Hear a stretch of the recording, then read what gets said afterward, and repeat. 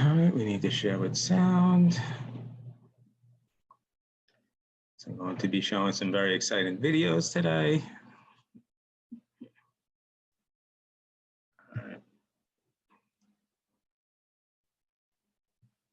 All right, let's get started.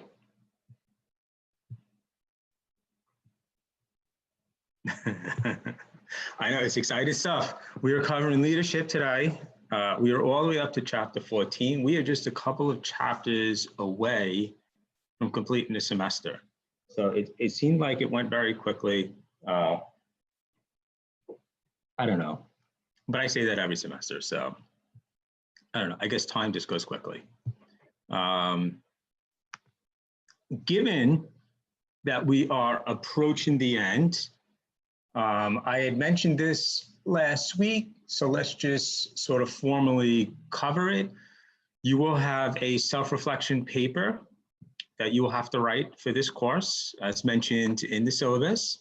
The details of this can be found in the syllabus. There's a whole appendix section dedicated to the particulars. I'll just highlight a couple of things here. So first, the idea, look, writing is really important because it improves your communication skills. I think, the ability to express yourself effectively, clearly, concisely is one of the most important skills you can have. And a way of developing that skill is to read things that are well written, but it's also to write. So writing is a good way of improving your communication skills. So that's one benefit of writing this paper. Writing is also, it's a very sophisticated form of thinking. It really clarifies in your brain what your thoughts are on a particular topic. And once your thoughts on a particular topic become clarified, it has an effect. It has an effect on your emotions. It has an effect on your behavior, right? And so getting clear on issues that are important is of benefit to the way you sort of behave, your outlook on life, and things like that. And so it has, whenever you do this kind of sophisticated thinking, particularly through writing, it sort of changes who you are in a very real sense. I mean, the physical structures of your brain will literally change, and it'll affect your emotions and your behavior. The effect might be subtle when you write a single paper, but given that this paper is about things that are going to teach you about yourself, maybe the effect, will be less subtle compared to other kinds of papers that you'll write. So it's another way in which something like this is important. I think this sort of exercise of being able to write so that you clarify your thinking on subjects, I think it's an important sort of habit. It's a useful habit to adopt, let's put it that way, because it has such an effect on your emotions and your behavior. This is sort of the mechanism that underlies journaling.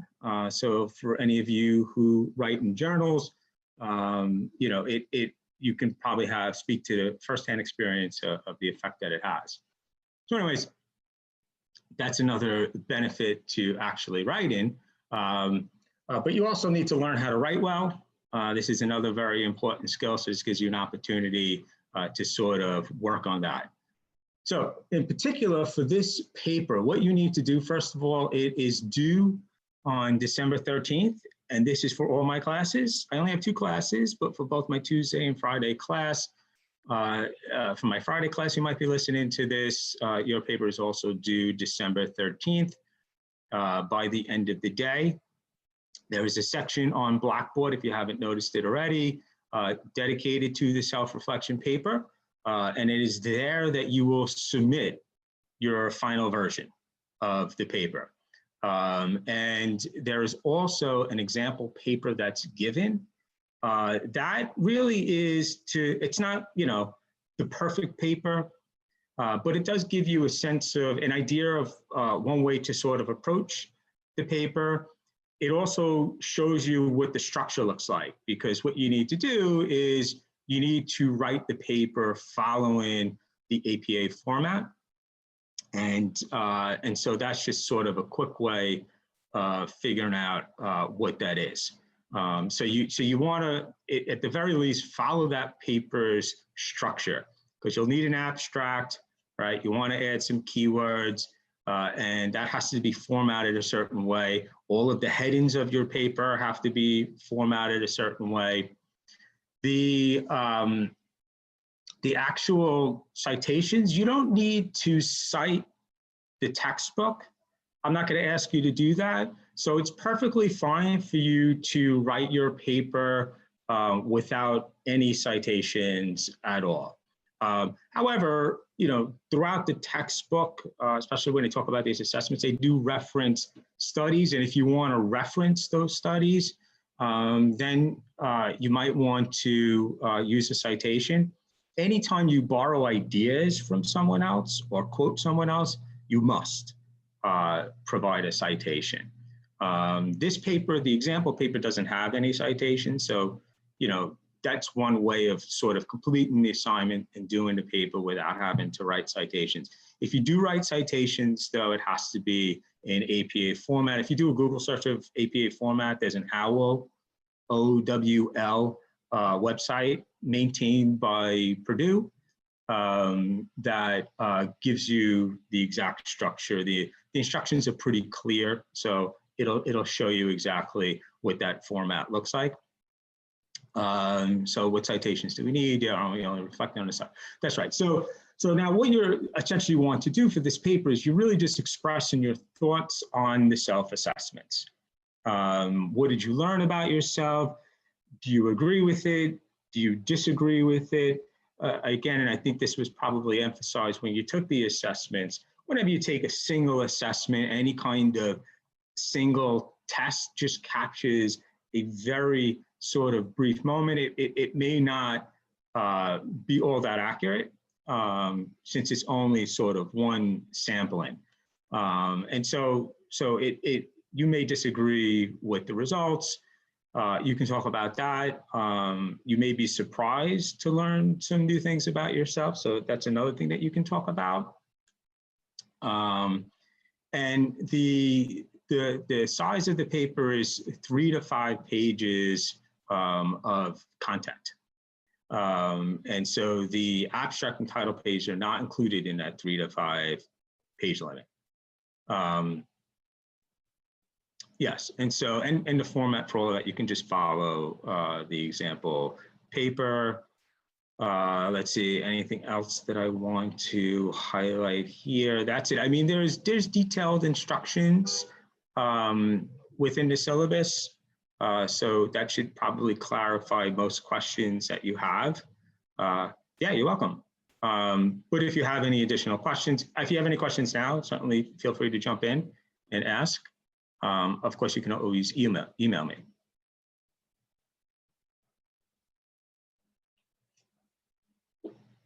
All right, so moving on.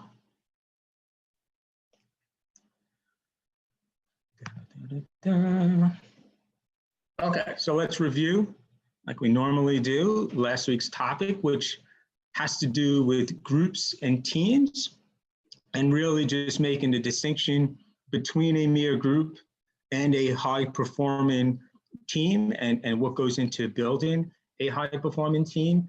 Teams is the way in which a lot of work today gets done in businesses. So you will most certainly be working within a team environment.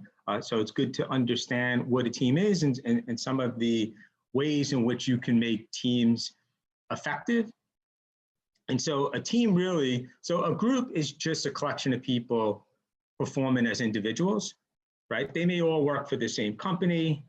They may be performing similar tasks, but they're not working collaboratively. They're not working together on a common goal.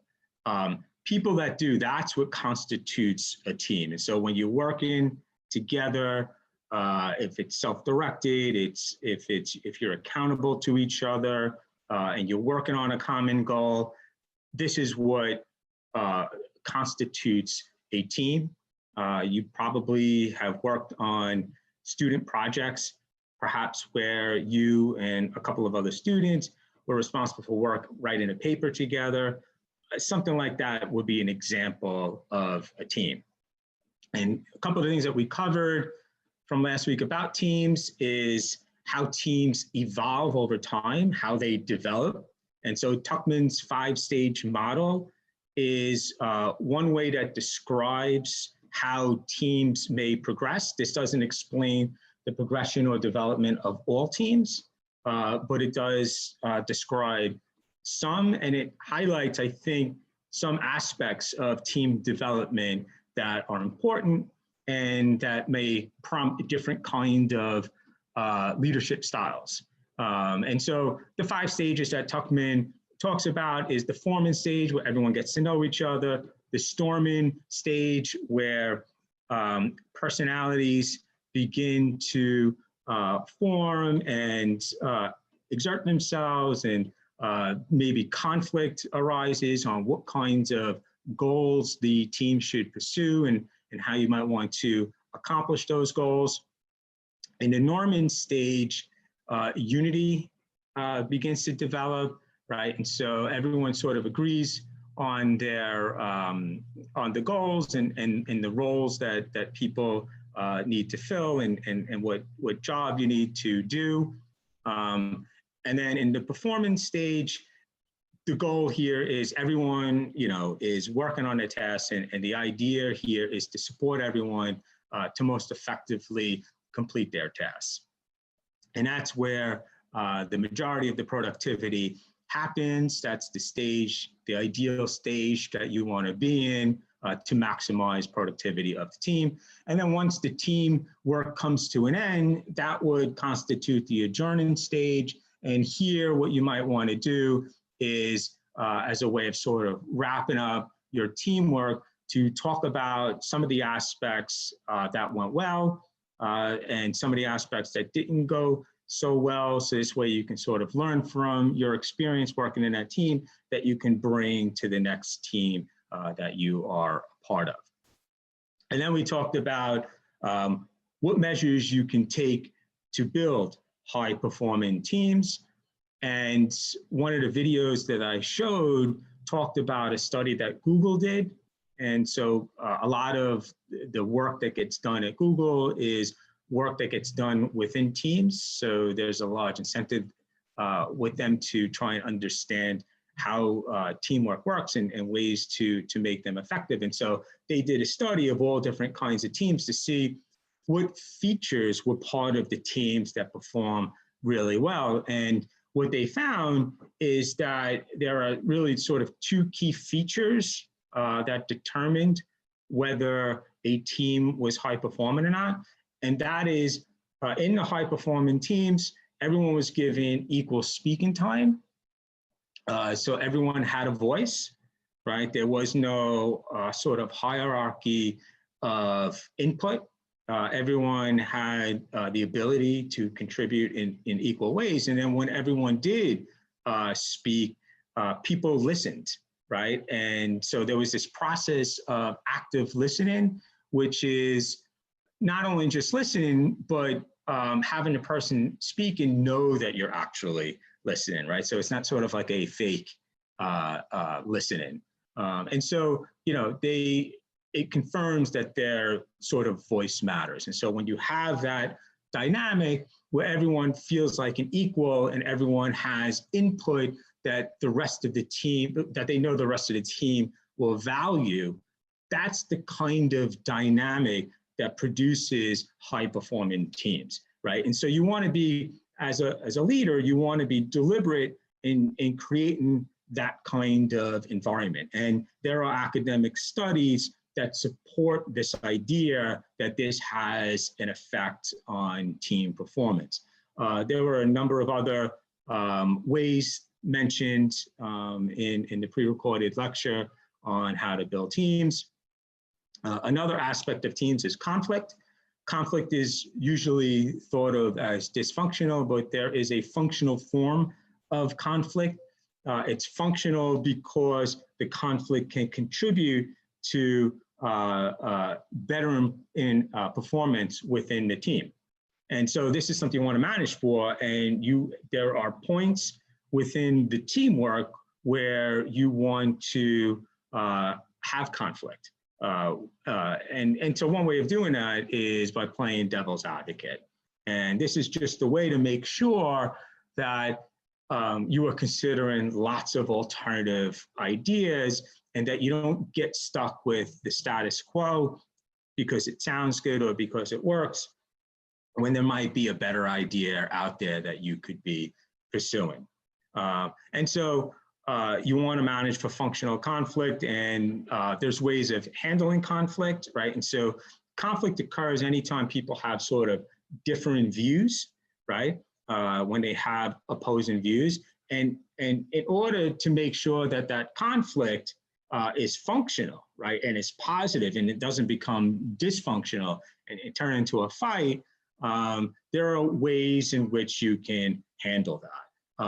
And it goes back to really what Google found, which is you want to treat people as equal. So when someone voices an opinion that is the polar opposite of yours, you want to keep a very open mind. They may be sort of bringing to your attention some aspect of something that maybe you haven't recognized, right? So use it as an opportunity to maybe see things in a new light that you might have been missing, right? You need empathy, and this, speaks to your emotional intelligence.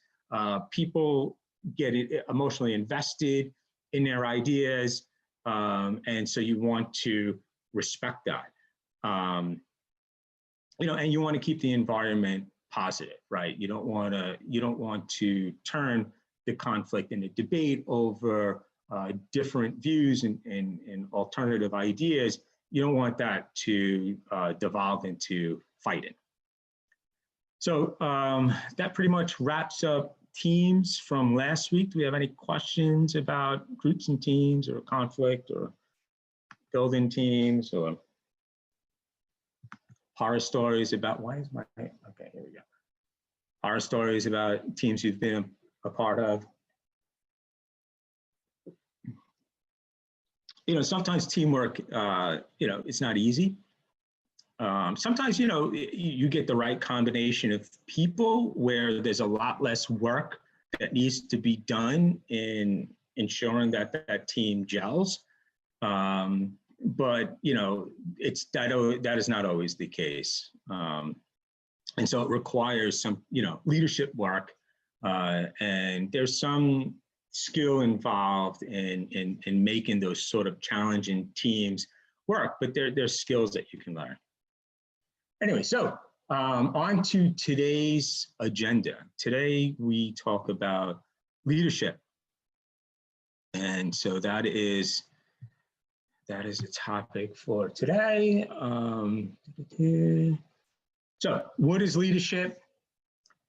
Leadership is the ability to influence others voluntarily to pursue organizational goals. Now, the key term here is voluntarily, right? If you are working in a managerial role, managers have power, and in many instances, they have the power to force people to do certain things, right? So when you're using the power that comes with the role that you are fulfilling, that is, and getting people to do certain things, that's not leadership, right? That's just exercising power. Leadership is getting people to do things voluntarily, right? And so that is the key distinction. And leadership is important because effective leadership improves performance. There's lots of indicators where leadership has an impact. There's almost no area within company performance that cannot be improved through effective leadership. And so at the bottom of this slide is a leadership model to sort of highlight the path through which all of this happens. And so here it shows that leadership effectiveness is going to depend on certain kinds of leadership behaviors. There are some leadership behaviors that lead to effective leadership and some that do not, some that undermine your ability to lead. And these behaviors will be further influenced by the traits that these leaders possess, right? And so what this sort of shows is that we know traits, right? Personalities are these traits that people have. And what we know about traits is that they persist, right? They are aspects of people that don't change. And so the fact that traits affect your leadership means that some people will just have a natural leadership ability. They'll have certain traits, and we're going to cover what those traits are, that make them sort of naturally, that naturally give them an ability to lead. But your ability to lead depends also on your leadership behaviors, and behaviors can be learned, right? So although traits do play a role, as I will end the lecture with, behaviors play a larger role. So leadership is something that certainly can be learned regardless of the traits that you possess. And so you can learn, you can develop effective leadership behaviors. But let's first cover traits.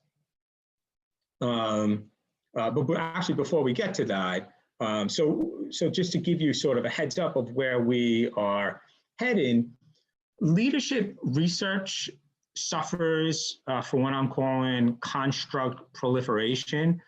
There are just way too many leadership types, and we sort of encountered this issue when we talked about motivation, right? There are lots of motivation theories and theories about what it is that drives people to be motivated. Sort of the same thing is happening within leadership. There are lots and lots and lots of leadership types. And the textbook introduces you to some, like ethical leadership, LMX, servant leadership, but there are many, many, many, many others. I actually read a paper that talked about 49 different leadership theories.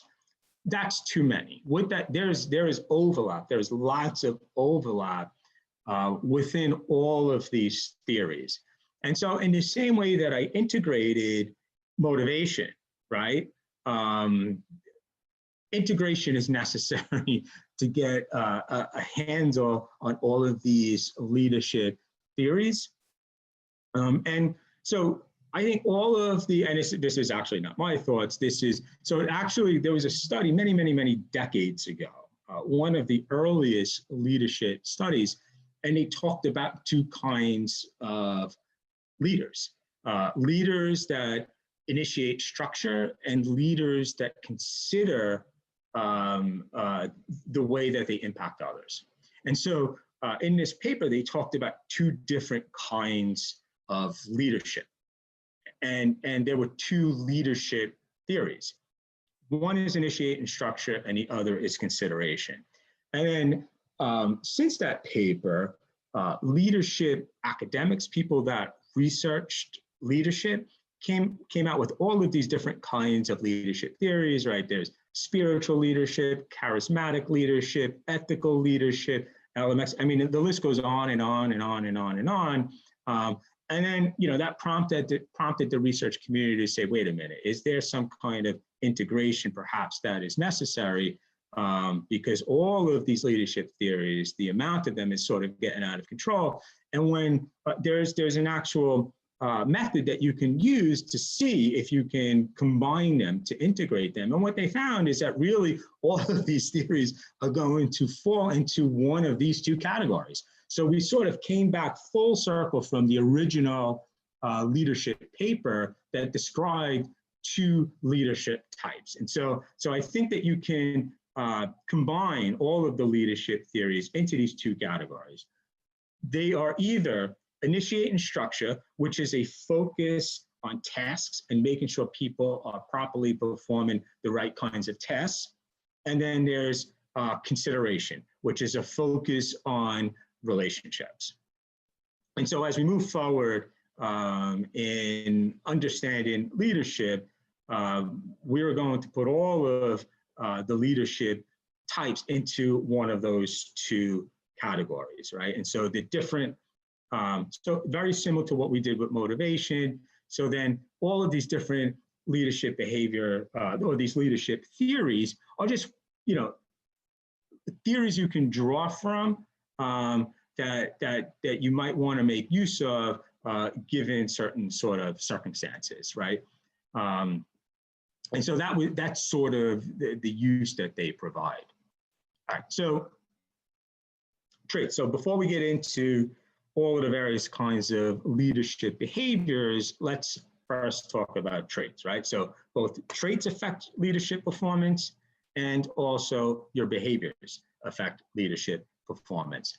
So now traits look at the distinctive characteristics that account for effective leaders. And again, traits are sort of these persistent aspects of a person that last a very long time. They may not change at all over the course of a person's lifetime. Personality, all of the different personality traits are an example of this, right? People's personalities do not change. And so a lot of the studies, they look at all of these different traits that people have and see if there's a correlation between certain kinds of traits with certain kinds of leadership, right? And what they found is that there are some traits that make you a better leader, and there are some traits that make you a worse leader. And so we'll look at those here. So some of them in this table, intelligence, conscientiousness. Now you remember conscientiousness, this is one of the big 5 aspects of personality. Openness to experience is another example. Emotional stability, which is the opposite of, wait, hold on. Wait, give me 1 second here.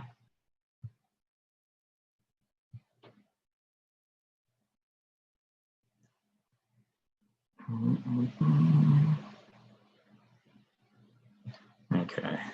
All right, sorry. All right, had a technical glitch. So a lot of these in this table on this left-hand side that we're looking at, are personality traits, right? And so conscientiousness is a personality trait. It's one of the big 5. And people who are high on conscientiousness, they are better leaders. People who are more openness to experience, they are better leaders. Emotional stability, right? People who are have a higher degree of emotional stability, which is the opposite of neuroticism, have a better ability to lead, and also a positive affect, right? So if you're a positive person, you're going to be a more effective leader than if you're a negative person. So all of these positively impact your ability to lead, and they've been shown whenever you engage in task-oriented leadership, that these have a positive effect on. And these are aspects of people that are very difficult to change. On the other side of the table are ways in which you can be an effective leader interpersonally, right? So the consideration part of leadership behaviors, extroversion. And so the positive and negative symbol here, that just means it has a positive relationship, so it improves leadership outcomes, it improves leadership behavior. Negative means it has a negative impact on leadership behavior. It makes you a worse leader. So extroversion, agreeableness, a high degree of emotional intelligence, all of these improve your ability to lead. right? And these are things that are generally difficult to change. Then there's what's known as the dark triad. These are aspects of someone's personality that will have a negative effect on leadership: narcissism, Machiavellianism, and psychopathy. So we'll talk about each of these. You can find these features in people, right? People who are narcissists. A narcissist is someone who has a self-centered perspective, a feeling of superiority, a drive for personal power and glory. They need acknowledgement from others about how great they are. In order to do that, they often engage in bold tasks. These tasks have to be very visible so that they can be seen by people that they respect. And this is a way of demonstrating how great they are, right? An example of this is Donald Trump. He has a lot of these narcissistic characteristics. And this has a negative impact on your ability to lead. There's actually, I read a study of CEOs who were narcissistic, and the thinking was there might be a benefit to narcissism, because if you have this obsessive drive to show everyone how great you are, that may, really motivate you to take the kinds of bold risks perhaps others might not be willing to take, right? And that would lead to big gains for the companies that they lead. And what this study actually found was that that is true, right? That they do take on sort of more risky projects. They take more risky paths. But what that leads to is certainly in some instances, high gains, but also in other instances, big losses, right? And so overall, narcissistic CEOs don't outperform CEOs that are not narcissistic, but what they do is there's a lot more volatility between them in their performance. So again, it's not going to benefit you to be narcissistic. Machiavellianism is this idea that you don't really have much of a high regard for human nature, and so that you can use people as a means to justify your ends. And so it's okay to harm people if you're doing it for some greater cause, right? And you sort of justify this because you have this sort of cynical view of people. And these are the kinds of people that really put results over principle. Concepts like ethics and doing the right thing are just for weak people. The strong people, have the sort of internal fortitude to do what it takes and to step on people and to harm others, because that's sort of what's necessary in order to realize progress. This is sort of the thought process of Machiavellianism. And Machiavellianism is based on an Italian Renaissance diplomat from Italy, Machiavelli, who sort of subscribed famously to this sort of approach. Someone who's a psychopath really has a complete lack of concern for others. So they don't care about harming others because they just don't care. It just doesn't sort of impact them. They have very impulsive behavior. And whenever they do harm people, there's a lack of remorse. So they don't have the same kind of psychological mechanisms that most others do that penalize you whenever you know that you've harmed others. And so this you do find in people that lead companies, that do have power, that are in important positions, but these traits don't improve your ability to lead, and so they should be avoided. And so there's many examples of this. So an example of a positive leader, has anyone ever bought a Tom's shoe? Are you familiar with that company, Tom's? Any of you? Yeah, I have before. It was funny in like 2014 or something like that. Like Right. everyone. Yes. Yeah. So it's funny that you bring up 2014 because, yeah, so perhaps they were more popular in the past because I think that they recently filed bankruptcy and credit agency took over, not a credit agency, but a creditor took over ownership of the company through bankruptcy. Anyways, they are still a successful company. They were able to generate a lot of revenue and build a pretty big company. But the basis of the company is this idea that anytime you buy a product from them, they give one product away through charity, right? So if you buy a pair of shoes, they'll donate a pair of shoes to a person in need. And so this sort of positive approach to conducting business is an example of someone, right? So the founder of this company who thought of this idea clearly has traits, these positive traits that make him an effective leader. The opposite of this would be Martin Shkreli. I don't know if any of you know him and where you might know him from. Does anyone know Martin Shkreli? Yeah.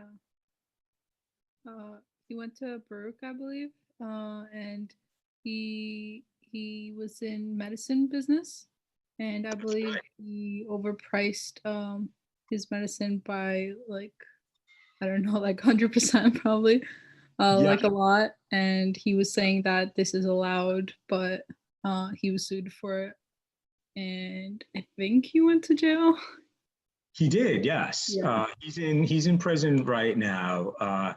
He's not in prison for selling overpriced drugs. He's in prison. I mean, I think that that's what really motivated prosecutors to pursue him.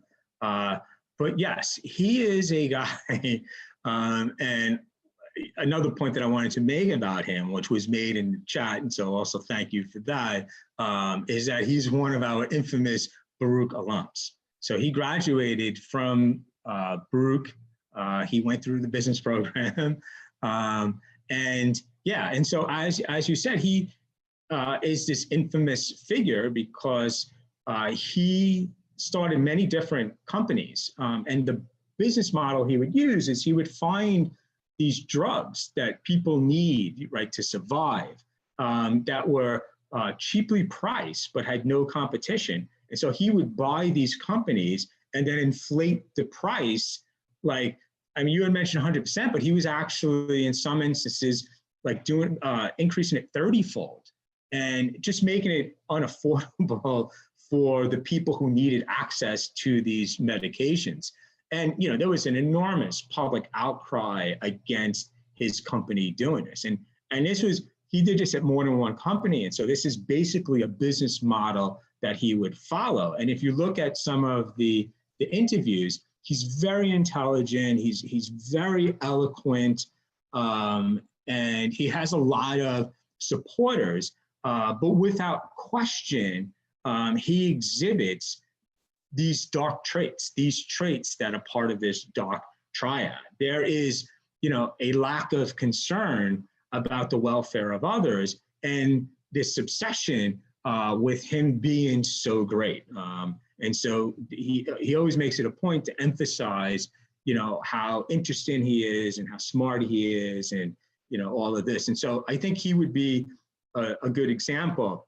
You know, it's unfortunate that he's a Baruch alum, but he's a good example of, you know, one of these leaders who have a lot of these sort of dark triad traits.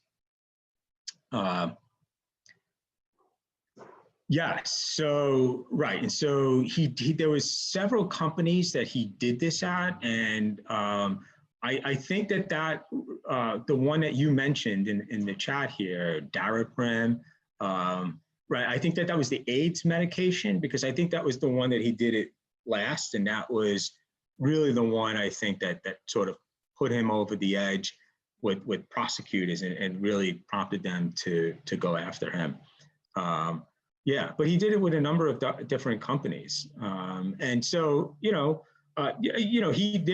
very intelligent, and intelligent people can justify lots of behaviors. And so, he's very eloquent in how he describes, really this is just the correct functioning of a market process to do this. And a lot of people, he has a lot of supporters. And so there is definitely a contingent of people who buy into the logic that he's selling them. But at the end of the day, you've chosen a business model that can do great harm. And you can contrast that against someone who started a company like Tom's, who's trying to do the exact opposite. And when you see some of the interviews, you can detect some of these features, these traits that you would find in people's personalities that indicate that they might fall somewhere on these sort of dark side traits. I think he has a mixture of all of these. So here is, let me see. So Patagonia is actually another, so hopefully this plays. Patagonia is another company like Tom's where they are dedicated to a social mission, a social cause. This is part of the thinking of the founders. And so this is an example of someone with positive leadership traits trying to sort of imbue his company's philosophy with that. And so this person here in this very quick interview that we'll get to is the head of this initiative to sort of imbue the company with these positive sort of approaches to leadership. Let's see if this is going to play. When I talk to young people who are starting out in business, or I talk to business students now, I really encourage them to try to understand their purpose and to do the right thing from the beginning. I'm Vincent Stanley. I work for Patagonia. I'm its Director of Philosophy. I think Patagonia had an element of social, but mostly environmental consciousness from the beginning because it came out of a mountain climbing equipment company. And the early employees and the owners had a strong sense of protecting wild places. The company's conscience has evolved over the past 45 years. We did not start out with the kinds of concerns we have now. I think for somebody who's starting out, who wants to be responsible, who wants to build a business that can last 100 years, wants to have a positive social and environmental impact, it's easy to find allies now. It was harder 20 years ago, but the B Corp movement, I think, is really significant that way. One of the challenges of being a mission-driven company is you find that you can do things when you learn how to change your practices, how to live with constraints that actually drive innovation. When you learn how to do that and you talk to other people who tell you, oh no, that can't be done, you just want to persuade them. My own job really comes out of the Patagonia culture, and I do believe in a kind of localism. I think every company really should respond to its own culture. What are its best aspects? What are the things that need to change? What about the company culture would you like to see develop? The lesson I've learned from Patagonia is that if you're marketing, you really should identify what your company's culture is, what your company's personality is. Identify those elements that are what the better angels of the company's nature, and use that both in the marketing but also in all communications to suppliers, to employees, to the communities that you operate in. And what I think would be key to any mission-driven company now is to understand both what your possibilities are and what your constraints are, and then to develop what you sell or how you serve around those strengths and understanding what your weaknesses are. And so I think that that's a good example, hope you're able to hear that, of of a company driven by leadership that has these positive leadership traits. And they are a benefit corporation. And so that requires them to meet certain guidelines about the way they conduct their business.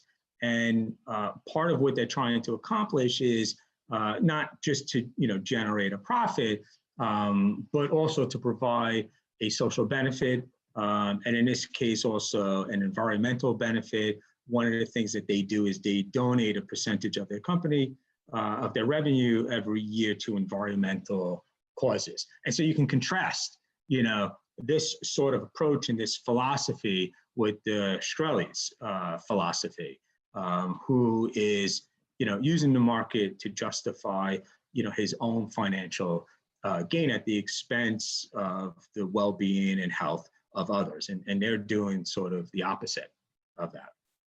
So that's the trait section. So all of these traits are going to affect your ability to lead. There's positive traits that people possess that will give them a natural ability to lead.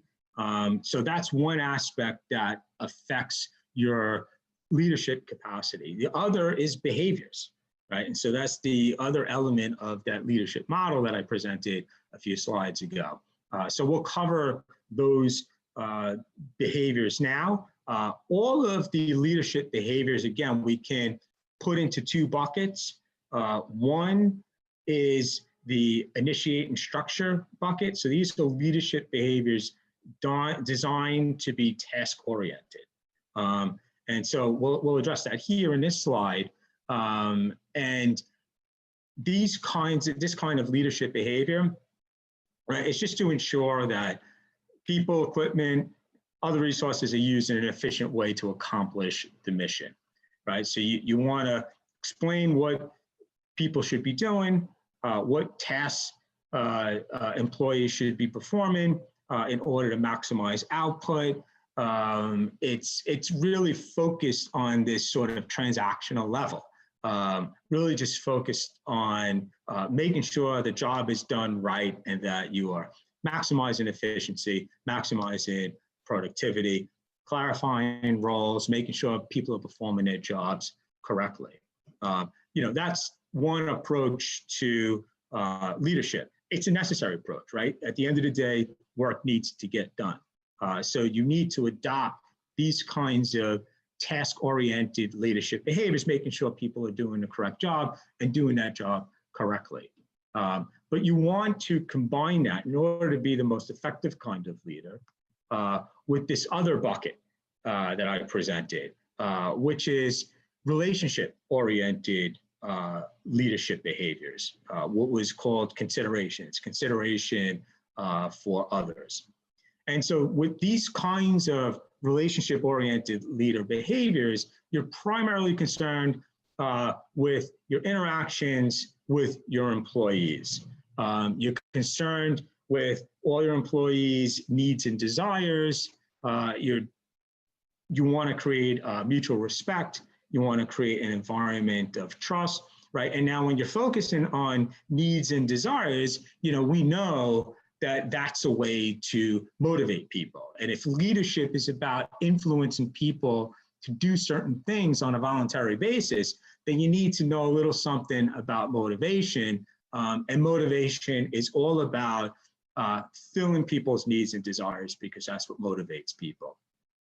And so there's lots of these relationship-oriented leadership theories, and you can draw from each of these theories to improve your own relationship-oriented leadership behaviors. And so we're going to look at 4 of them in this lecture: empowering leadership, ethical leadership, servant, and transformational leadership.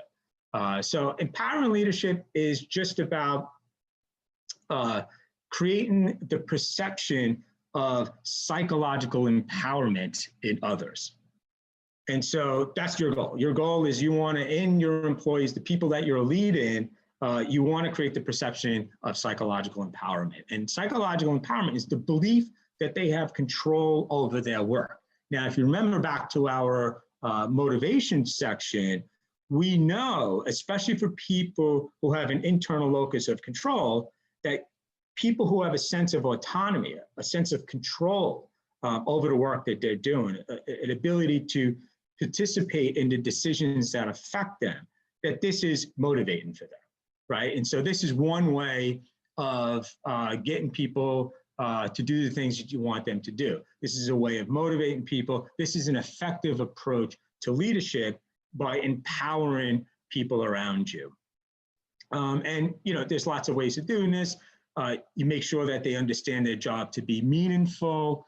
You can improve their self-determination, and you do that by delegating meaningful tasks to them, right? And so if they're doing jobs that they deem important, that they understand to be important, that's going to incrementally improve their self-determination. You want to coach them, right? So that they can increase their competence. And again, all of these elements, you'll remember back from the motivation chapter, they have a positive effect on motivation. So this is an effective way to lead others, to generate the perception of psychological empowerment. Another approach to leadership is ethical leadership. And ethical leadership is really just about understanding your sort of ethical approach to doing business, which means you need to have an ethical framework that you are working from. And if you remember, we talked about ethics a number of chapters ago. Ethics is all about what you consider to be right and wrong. And so you need to be clear on what it is you determine to be right and wrong. The ethics of the founder of Tom's is very different than the ethics of Martin Shkreli. The ethics of the founder of Patagonia is very different than the ethics of Martin Shkreli. They have different sort of ethical frameworks that they operate from, right? The founder, that guy that we just had on, who is the director of philosophy at Patagonia, would never consider what Martin Shkreli is doing to be ethical, right? And so you need to have an ethical framework that you are operating from. You're going to use that to guide your behavior. And to make use of that in your leadership, you have to communicate what those ethical values are to others, right? Because that's going to signal that they're important. And the other thing that you want to do is you want to model that ethical behavior, right? You want to make sure they see in you that you also believe these ethics are important because it's guiding your own behavior. And then you want to reward ethical behavior. If you're taking ethics seriously, then built into any kind of reward system should be a recognition of those who are being ethical. And so that's one way of using an ethical approach to leadership. And when you do this, right, when there is a strong moral compass that you use to guide the way that you behave, that you use to guide the way that you manage a company, and people around you are able to recognize that, to them it's inspiring, right? And so that's why it's an effective form of leadership. And so this is another sort of approach that you can adopt and you can draw from to improve your leadership skills. Another example is servant leadership. And so, and this is yet another theory. Servant leadership is this idea that you are going to focus on not what's best for you, but what's best for the organization and the people around you, right? And so the people, your goal is to serve the interest of others, right? That you want to you're there to support them in meeting their own goals, right? And that's sort of your role as a leader, that you want to serve their best interest before your own. And in this table, I list 10 characteristics. I took this from the textbook, but I'll highlight a few here that I think are important in order to sort of establish your servant leadership skills. And of course, you have to buy into all of this, right? You can't sort of fake this stuff. right? If you are not interested in adopting a moral compass, you can't fake it, right? These values need to be genuinely important to you. You can't be an effective servant leader if you have no interest in serving the interests of those around you, right? If these are people who are not significant to you, if these people that you have very little vested interest in, right, and you are deeply concerned about your own progress in your life, then being a servant leader will be hard. But if this is an approach that you can adopt, this is not just an approach to leadership. It's really just sort of a way of life. It's an effective way of establishing positive relationships, and that's why it's an effective form of leadership. I would encourage you to consider this approach. It works. It is very effective. I think ultimately, even though it's not self-serving, it will serve your interest. People recognize, in the world, those who really care about the concern of others, right? And I think that there is sort of this form of justice where, because we're just naturally social creatures, we want to reward that kind of behavior, right? So the universe will work in a way, right, that will serve your interests if you adopt this sort of approach to life. People are going to recognize who is just in it for themselves, right? And, people like that get penalized. And there are other people who, recognize that person is really, concerned and caring about others. And those are the kinds of people you want to do nice things for. Those are the kind of people that you want to go out of your way for. So even though it's not sort of self-serving, it will ultimately, in the end, I think, serve your best interest. I think it's a positive, effective approach, not only to leadership, but to life and relationships in general. So I'll just highlight a couple of characteristics from this table that could sort of bolster your servant leadership skills. And that's, one of them is focus on listening. It's very easy, especially when you have this, manager-subordinate relationship, right? There's an inequality there, right? And there's this natural tendency to think that you have all the right answers, right? And there's very little you can learn from others. If you have a lot of confidence in what you do, sometimes you can be sort of susceptible to this sort of propensity not to listen to others because you feel like you have the best ideas. You have to resist that, right? And you also have to recognize that, there is a distance that's created between sort of management, leaders and followers, right? They're working on different tasks. And people who are considered on the lowest hierarchy of a company are also on the front lines of ultimately what that company is doing. And so they have some of the most important knowledge, right? And so it's very important for a leader to sort of resist this air of superiority that you might sort of develop, and understand that these people, even though they're on a different level in the hierarchy, have lots of useful knowledge that you need to know about. And so you want to focus on listening. And so you want to listen to the things that they have to say, because they have ways of improving the company. So servant leadership, part of that is this requirement that you have to take what all of these other people have to say seriously. Ability to empathize with others' feelings. And again, this goes to emotional intelligence, increasing your emotional intelligence. This will improve your relationships with others. People are emotionally invested in the things that they do. They're emotionally invested in the ideas that they have, the opinions that they want to voice, and you need to respect that. And people are going to pick up when you don't respect that, right? And so that's going to undermine the relationships that you want to establish. And so if you want to serve the best interests of others, you have to understand that sort of dynamic. And then lastly, a commitment to the growth of people, right? And so you may have unique knowledge that can improve their progress within the company. you need to share that, right? And so there's perhaps a path that you followed to get you to a particular place within the company.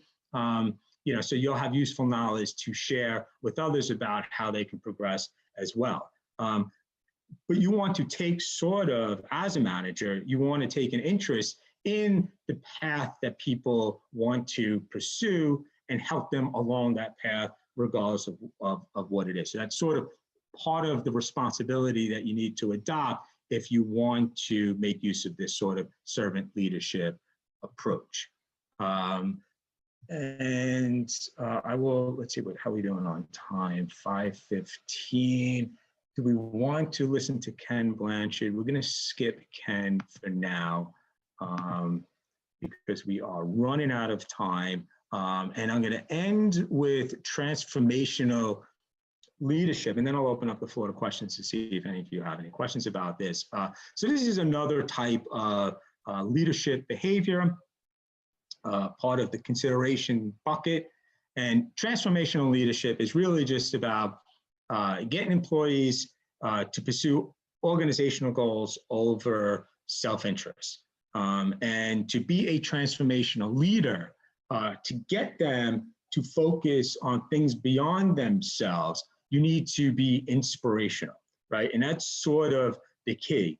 And providing sort of this inspirational vision will enable these, employees, these other workers, these people that you are leading, it will enable them to do exceptional things rather than just ordinary things. And that's sort of the goal as a transformational leader. There's lots of examples of this that we have throughout history. The civil rights movement, Martin Luther King had one of the most inspirational speeches in the history of this country, the I Have a Dream speech. You can look throughout history, just sort of political leaders. Karl Marx inspired half the world to have a revolution during the 20th century. People found what he was saying very inspirational.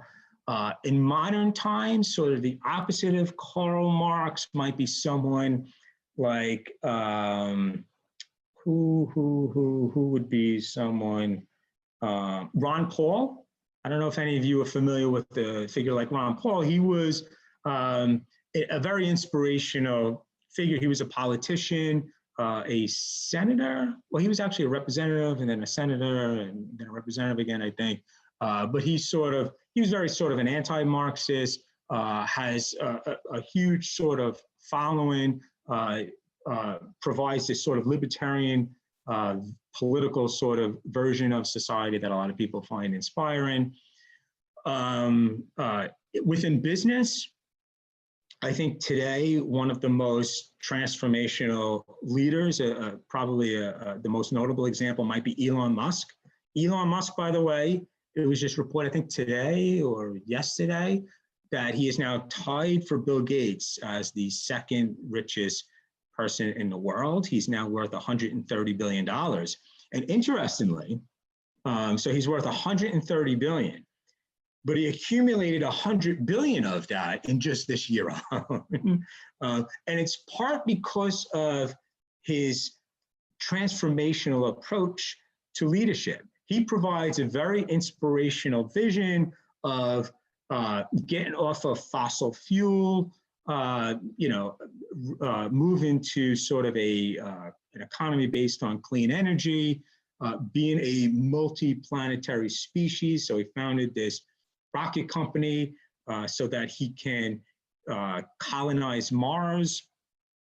And a lot of people find this vision inspiring.